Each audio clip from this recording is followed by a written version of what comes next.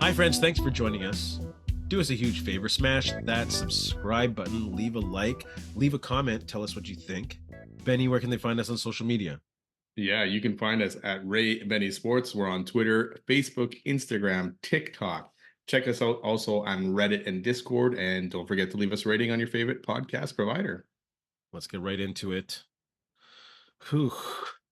We're not going to dwell too much of this last disaster in Princess Auto Stadium. That doesn't happen often, but most promising thing from last game? You want to go first? Yeah, I guess. I mean, well, there's a couple guys on offense, two Canadian guys to kind of looking at, but I'm going to go with Nick Dembski. Another great game for him, and so far a hot start to the season for him. But set a single career high game receiving yards, 146 yards, and a touchdown for him. But other than that, it's a tough game to find any silver linings in it. It's like he's kind of turning back the hands of time. He looked great all over the field. He fought hard. And that's not to say Nick Dembski was getting old or he was looking old, but in the past couple seasons, he's taken a back seat to guys like Kenny Lawler, Dalton Schoen, even Ontario Wilson. But when he's ever called on at any time, he's always money. But, currently he's 15th in the CFL in targets, 13th in receptions, 8th in yards. He's having a great season. He's up there in touchdowns as well. I also had Nick Dembski. It's funny. It's funny that you say that, right? He is getting older, so you're expecting at some point, hey, he's going to drop off a little bit, or this season's going to be worse than last year, even if it's only by a couple hundred yards or something, right? But he seems to be getting better as he's going along here, and he's had a couple great seasons, last couple seasons, and now a lot of it is falling on his shoulders with Dalton Schoen out. Yeah, he's man. their top receiver. He's their top guy. Right. And the weight was on his shoulders to perform in this game, and he did. And he did his part.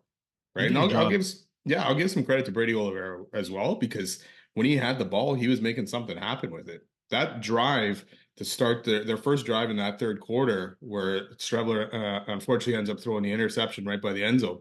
That was predominantly Brady Oliveira on that drive, running, passing.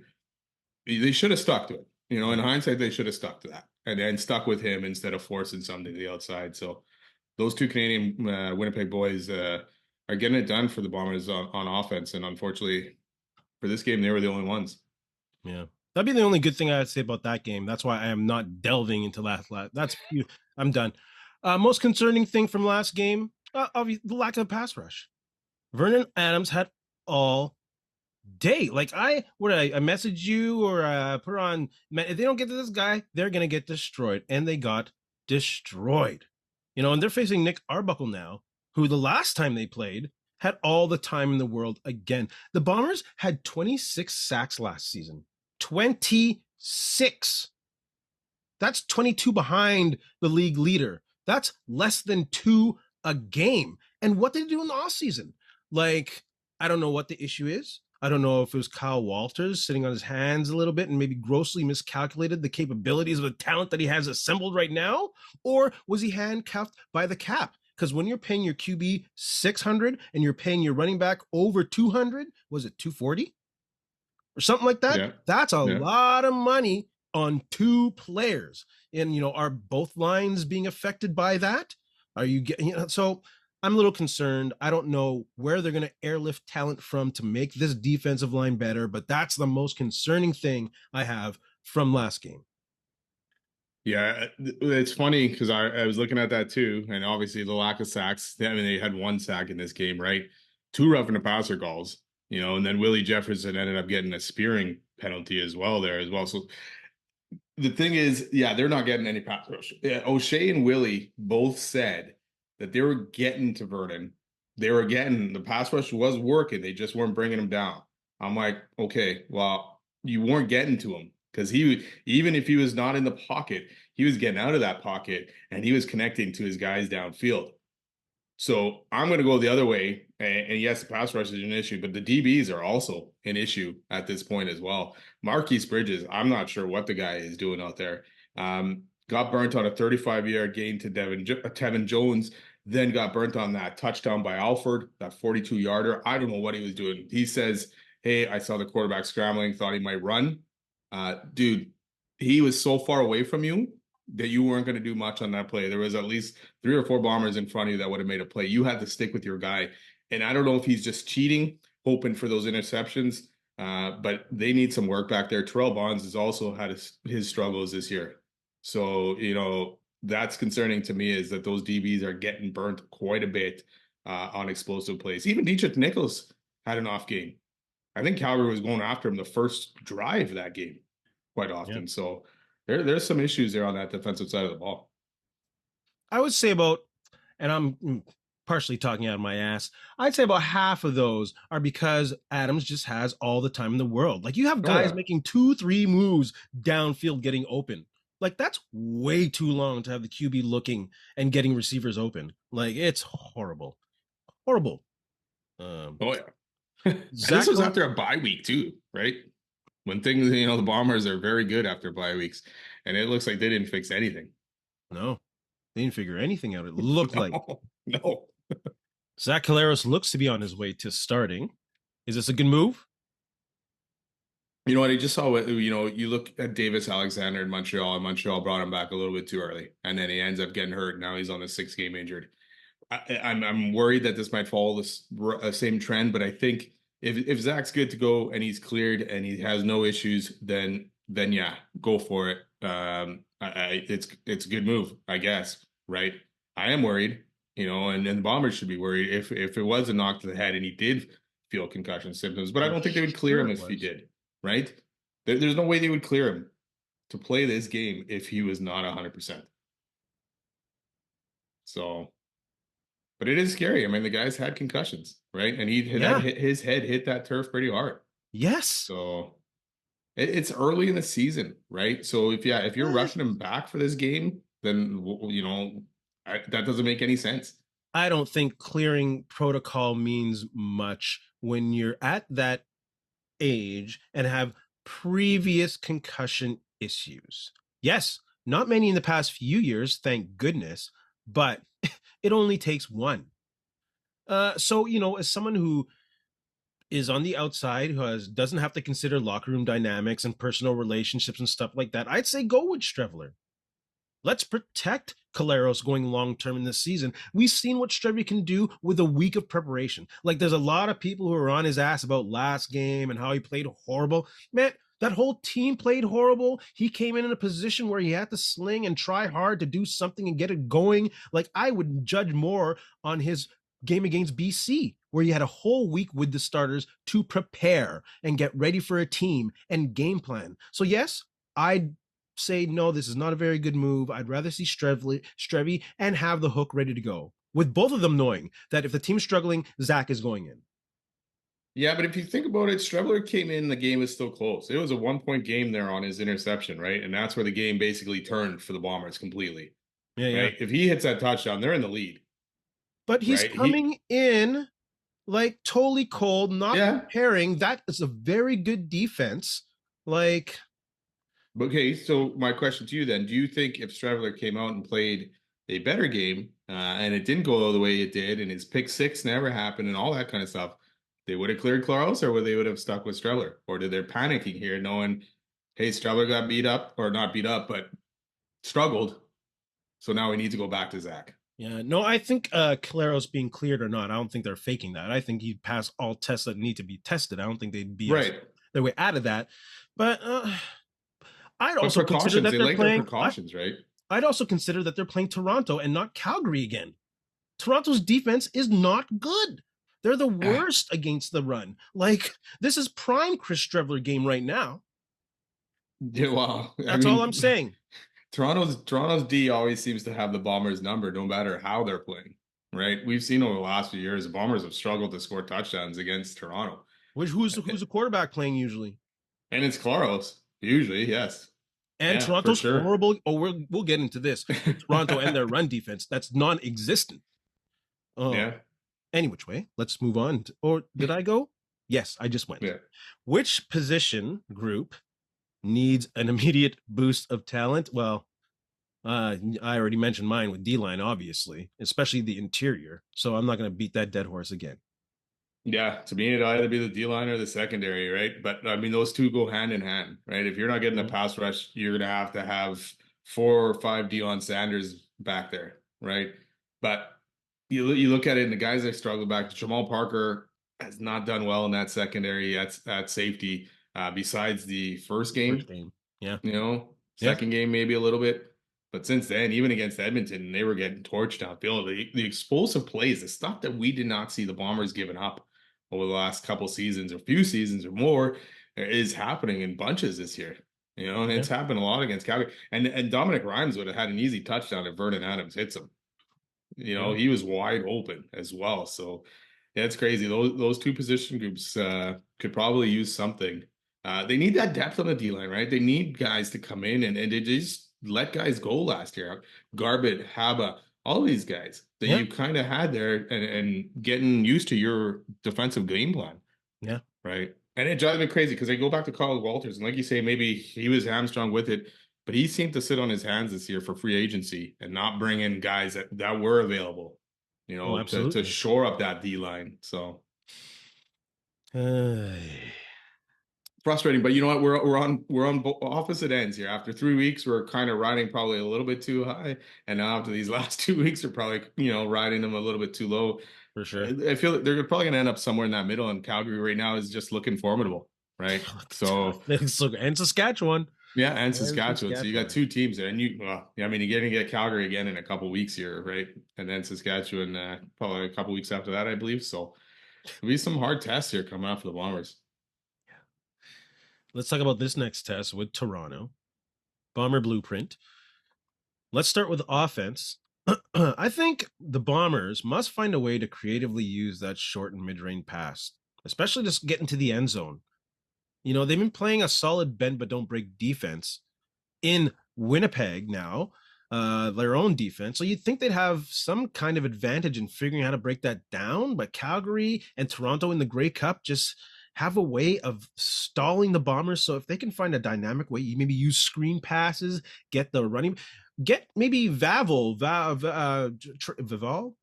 gonna Well, get that right one day. Maybe get him involved in the screenplay, get some blocking down, and open up that. I just don't. I just want to see some short mid range passes work.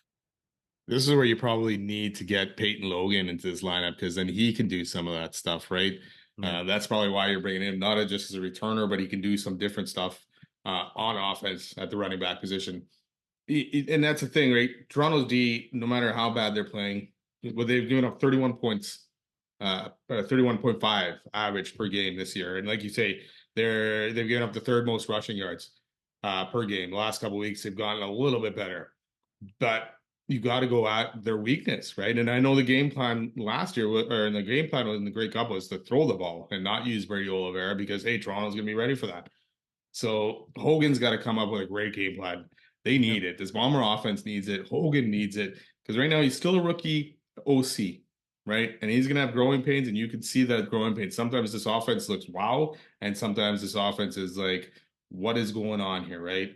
Yeah. And Zach needs to figure things out and make the right plays, and that's what they're going to have to do against Toronto. But I expect it's in Toronto. I expect this Toronto D to probably be better, and they've got guys. Like they've got guys that what it was. They got 10 guys with sacks. And what's his name has 5 here. Where did I put that down? Andrew Chatfields. I'm not even sure who that is, but has 5 sacks, right? So way more than the Bombers have done so far. So Toronto, even though they're giving up a lot of points, they're getting it done. And Celis Haba even has one. So again, Brady has to be the feature here again to attack that poor rushing D for the Argos. You know what would be good against a poor Russian D? The heavy set. Yeah, yeah. Like, I'll leave it at that. Because I talk about this is a 2-year horse that I've been beating into the ground. I'm beating the skeleton now. There's no meat left on those bones. I'm beating the skeleton dry into a flour. Like, use a heavy set against a D and just dominate them. Break them Yes, down. Bully ball. What happened to bully ball? gone. Why is it gone? That's a I don't know. staple of this Bomber team. Yeah, they gotta kind of look at see what Montreal did in that first half last week and what they ended up doing in that second half. Because first half is Toronto's D was stopping Montreal. The second half, Montreal offense took over, Yeah, right? Figure something out in that lines there and attack this Argo D. Um, they got it's not a must win, but I feel like they need to win this game to quiet some doubters I out there. agree. I agree. And like the thing is, when you establish that run, you'll start getting those big plays downfield, which have been lacking, Yeah, these they got past few him. games. They got it against Edmonton. Calgary's D is unreal, man. Like they turned over that defensive roster. 11, I believe it's 11 starters out of 12 are new or whatever. Yeah, You know, and for them to come together that quickly and dominate the Bombers that they did, the way they did, you know, that offense needs to figure things out for the Bombers quick. and stop giving up the ball. This is Yes. not a team that Mm. can win games when they lose the turnover battle. 6 turnovers total last game, was it? Or it's four, With two loss on downs interceptions as well. each. Yeah, I guess so. Yeah, because 2 interceptions each for the quarterbacks. So Ugh, they cannot lose, and they're losing their cool on defense. They're getting yeah, unnecessary penalties. This is not a typical or whatever O'Shea team right now. no, it's not at all. Yeah, that was the other thing I had in my notes here, the discipline. Yeah, I'm not used to seeing this many penalties coming and guys like Willie Jefferson getting them, no, right? the Like frustration is he's setting in. how many 15 yarders and he got ejected from one game too has he gotten this year? Yeah, It's crazy. But he's frustration, man. he's gonna hear from the league office this week, right? Has it not been done yet? Like it's I only haven't Thursday seen anything. actually, so no. I thought that looked pretty rough any which way. I'm Yeah. glad if no Yeah. defense. What do they got to do, man? Like you said, Arbuckle, you know, he tore the Bombers apart in the Grey Cup. He's actually got decent yardage this year. He's averaging 281, you know, so far this season. His touchdown interception ratio, not the greatest, but he's got some dogs out there that can make some plays. And Demonte Yeah, Coxey is number 3 in receivers, and Kevin Mitel is 7th. So, you know, watching this Bomber DBs and this Bomber pass rush not get to the quarterback, I feel like this is an opportunity here for Arbuckle to maybe put some more yards up on the board. But hopefully the Bombers D can stop them in the red zone if they need to and at any time and keep them out of the end zone. yeah, But they'll have to get after Arbuckle. It's the two things we talked about here. Pass rush needs to be better and the DBs need to be better. absolutely. Toronto has no run game, right? So There's no threat there. no, there should not be a threat there. Like they're averaging how much a game? Less than 50 running? Yeah, That might it's be an terrible. extreme, but it's Yeah. really bad. Actually, that might be very accurate, less than 50 yards. If I'm the defense, for the soccer fans out there, if you want to display on your screen, I'm pretty much playing like a 5-2-5. I'm going to force Arbuckle to make quick decisions like they should have in the Grey Cup. And, Yeah. they'll bring 5 guys all the time. Sometimes hide the blitz. Sometimes show a guy and then pop him back in the zone. Try and confuse Arbuckle. Like you said, or like we said, this is the worst rushing team in the league. So I'm fine having 2 linebackers there and having a linebacker play closer to the line.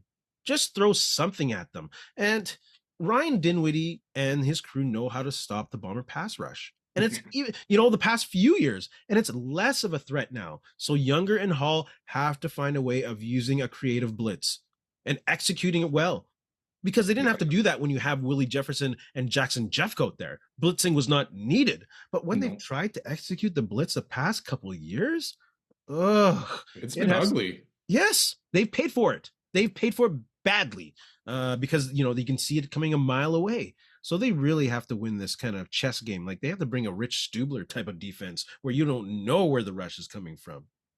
It's funny you talk about it because I'm pretty sure it was Montreal Toronto game after Montreal had taken the lead. They brought the safety down. His name's not Montreal brought the safety down. I can't remember his name now. Duquay? Yeah, exactly. And they brought him and put him on the line, and he was just off the left a little bit. Yeah. And Toronto missed it completely, and he got after Arbuckle and caused the hit that led to the interception. Game over. Yeah. Right, and it's just like I don't see that stuff from the Bombers. Exactly. You're not winning with 4-man pass rush. It's not working. You need to start bringing some kind of blitzes. The only time I can think of that Bombers blitz, they bring 6 or 7 guys and they don't get through. but I watch Yeah. other teams get through. So I'm like questioning what exactly is going on there. I still have faith in Jordan Younger, but this is a big test for both these guys, both OCs, Yeah. or sorry, OC and DC. This is a big test for these guys to show that they're learning and they can stop the bleeding in these games. And the Bombers need to stop them on second down. The Yes. Bombers are Yes. 50%. 50-50 is not good. Calgary, on the other hand, is 43%. So most of the time, they aren't giving up that second down. So they got to step up on second down. This is crazy. This And is then that crazy. was that was a lot against Calgary. And again, it went Oh, back to the DBs playing so far off again. where have Why you did seen we go that back to before? that? Yeah. Exactly. Richie Exactly. Hall D, man. It's just like he drove you crazy, right? But they were at that point where they bend and don't break, don't give up touchdowns. But now they're giving up touchdowns. So something's got to change here. Come on, Bombers. You're getting Benny frustrated here. Oh, he Yes. doesn't know what to do with his hands. No, Special no. teams. I'm going to be quick and concise. Yeah. Do your job. Don't turn the ball over. Yeah. Stop generating Grant. That's it. Oh my Castillo's gosh. Castillo. Keep doing it. I know the funny thing is too, again, it's like Toronto, Castillo against Toronto. Something happens, knock on wood here.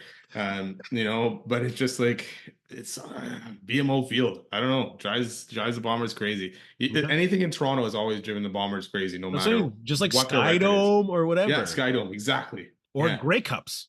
Oh, yes. Oh my God. Undefeated. They have not lost against the Bombers. That's crazy. That is a crazy stat. Like still can't get over that one. Did you give your special teams what's up? Yeah, just stop generic Grant. Junior Grant, that's That's right. that's the biggest thing to me. I don't even care if Vival just if he's playing because he got injured last game as well. Do your job, no turnovers. Castillo hit your field goals. Sheehan, man, this is on you, buddy. You need to have a very good game punting this ball so that we can stop generating Grant. Yes. If he averages net 35 yards a punt, I'm fine with that if Yeah, Janarian averages 2 yards a return. yeah. The thing is, get Nick Arbuckle to beat you, right? I know he did He already. can. So that sucks. We know he can, but make him beat you, not Janarian Grant. Oh man, even the tough of times, they still have fun talking about the Winnipeg Blue Bombers. Yeah. Fans, put your comments in the comments section below. Uh did you stop Janarian Grant. I've just asked you that twice now. What's your number one take from the CFL in week 7? Yeah. I probably said this a few times with teams, but Calgary is the team to beat right now. Like they've won 5 games last year. They're already at 5 wins. That D is dominating. They're giving only up 16.6 points per game or whatever it is. Yeah. They're not giving up the big plays. They're top, and we talked about the Bombers' red zone offense, how good it was in the first 3 games, right? Yep. Calgary completely shut them down, right? And they couldn't, the Bombers' offense couldn't get it done there. So that defense is really stepping it up. Vernon Adams is getting the job done. He's still making a few mistakes here and there, but again, to me, I think the biggest thing is that Calgary defense has been so dominating. So I'm going to go to the East. Third team in the CFL against the pass. Third team defense against the CFL in the rush. And their offense looks deadly. I'm talking about the Hamilton Tiger Cats. Like, kind of surprised, but not surprised. Also, shout out to Ted Govea. He's put it let's turn the tape back like 4 years. I've always loved Johnny Augustine, and it's so good to see that guy have a strong game. That looks like a good, well-rounded team in the East. Who's our head yeah, coach again? Scott Milanovich. This guy, I don't like him. He's one of those guys you look at his face, it's like, I don't like that dude, but he's a good coach. Yeah.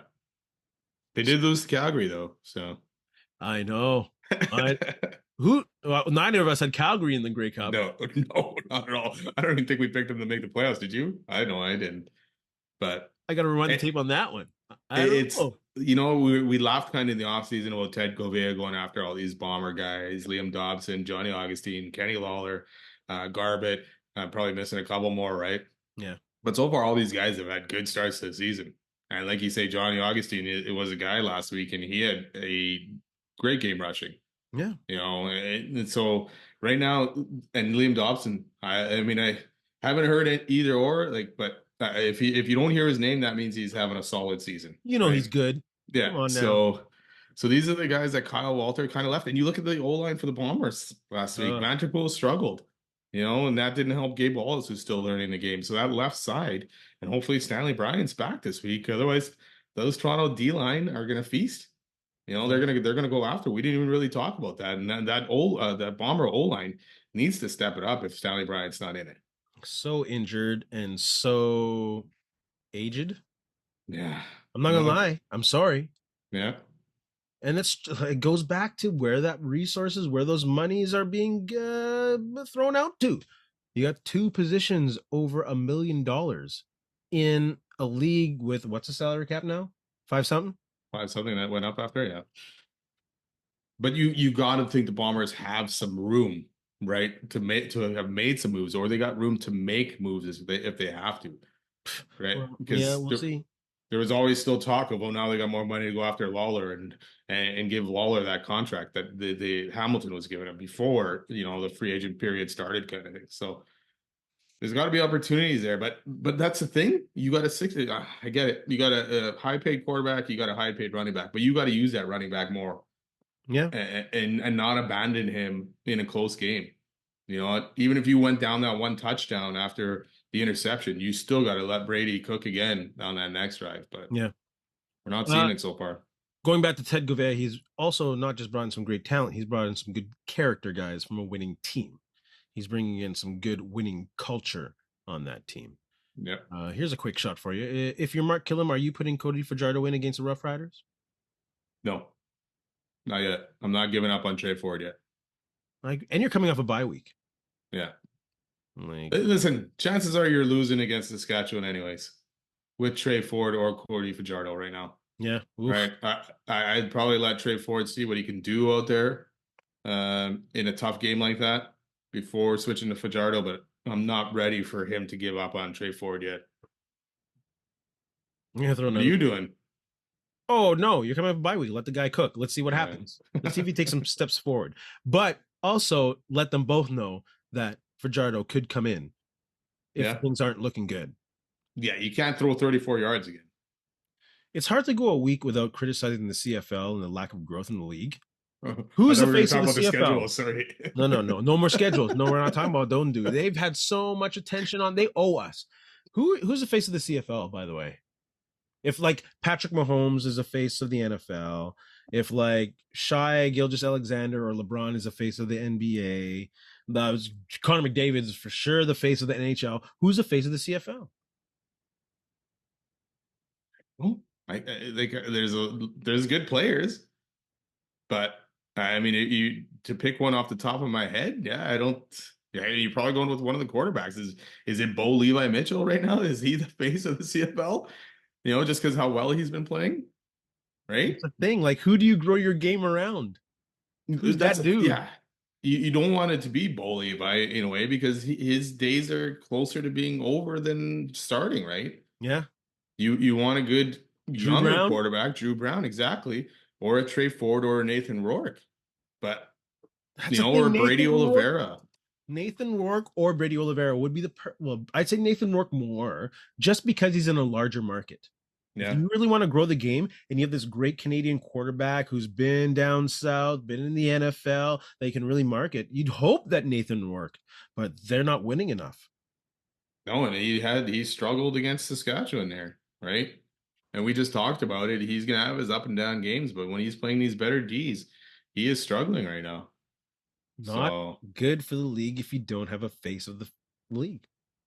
no, and your guys, if you did, Zach Collaros has obviously had an up and down year too, but he's an older guy as well. Bo Levi, Vernon Adams has been in almost on every team so far. So He's a true face of the league. Oh my god! Just like Kevin Glenn was the face of the league. Yeah. Is he ever? Did they ever assign him to a one day on the Ottawa Rough Riders? No. But he was there, right? Wasn't he? And then he never played. That's right. Wasn't he in Ottawa? And then all that shit happened. When they're starting the franchise, was he? Yeah, and then they signed Henry Burris, right? So technically he was on the Rough He Riders. was, but he didn't play. Did you know that the person who first met Kevin Glenn at the airport to pick him up for the Bombers was me? Are you serious? Yeah, bro. When you were volunteering for the Bombers? Yeah, that one day I got to meet Brendan Taman. I'm like, what do you want me to do? Because I was trying to get into sports management. And he's like, Yeah. you can pick up the players from the airport today. And I did, and I met Kevin Glenn, and it was also Chris Svetkovich's first year in Winnipeg. So I met him and a whole bunch of others. Any which way, it's not about me. Let's move on. Now you got to get Kevin, call up Kevin Glenn, get him on the podcast. Well, because he's my boy. Yeah, exactly. You guys hung out in the car together. Yeah, hey, remember me when you first stepped off the plane in Winnipeg and you had to plug in your phone? Yeah, I was that dude, remember? Like, no. You want to come on my podcast? No. I'm just joking. Kevin Glenn, please come on our podcast. Yeah. Thoughts sure. on, let's move on to some Winnipeg Jets talk. Blue Bomber fans, put whoa, your whoa, thought. whoa, whoa, whoa, whoa, whoa. What? Oh, week 8. Yeah. Week 8 picks. I was excited to talk about Gabe Vilardi. Talking about that's my boy. Thursday night, Montreal, Calgary. Without Davis Alexander. Who are you choosing? Yeah. I'm taking Calgary. They're just rolling right now, and I don't have faith in MBT to figure out this Calgary defense. I'm taking Calgary too. Saskatchewan, Edmonton. I'm gonna go with Saskatchewan at home. Edmonton's just not ready. Saskatchewan's looking good. They're rolling as well. And that first in the West is going to be a tight battle all year long. The Bombers might creep up and push, hopefully, later on. Yeah, Bombers just got to keep ahead of BC at least to get that top 3 spot, right? And then see what you can do against Saskatchewan. BC, that's right. Coming Labor Day. So I'm taking Saskatchewan as well. I don't think Edmonton's quite there yet. Saturday game, Winnipeg at Toronto. Who do you got? This is going to be a close game. Could go either way. I'm going to take Winnipeg in this one. I have a bad feeling again because we talked about it's Toronto, it's in Toronto, all that stuff, right? But yeah, Winnipeg needs this one, so I'm going to pick them.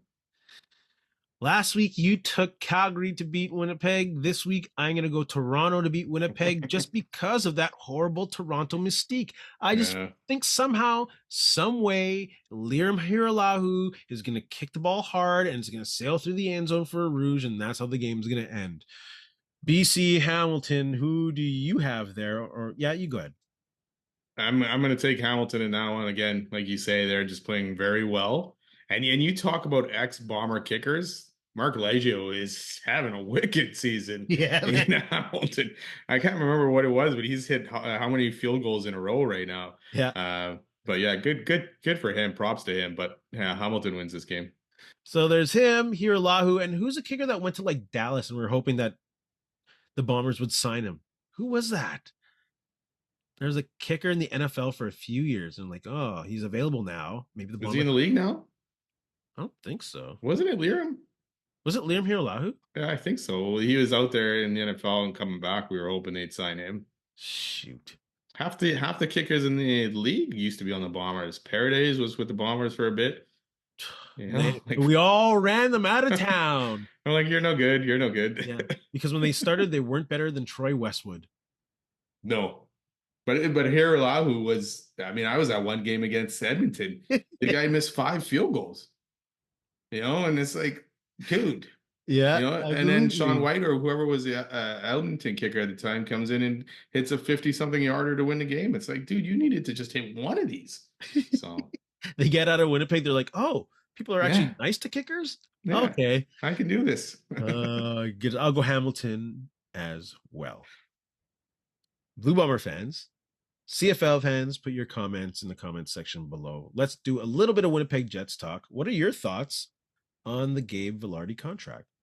I was quite surprised. I like it, and I like listening to Vilardi come out. And this one line from him, it feels like home. I like that. That's what he said about Winnipeg.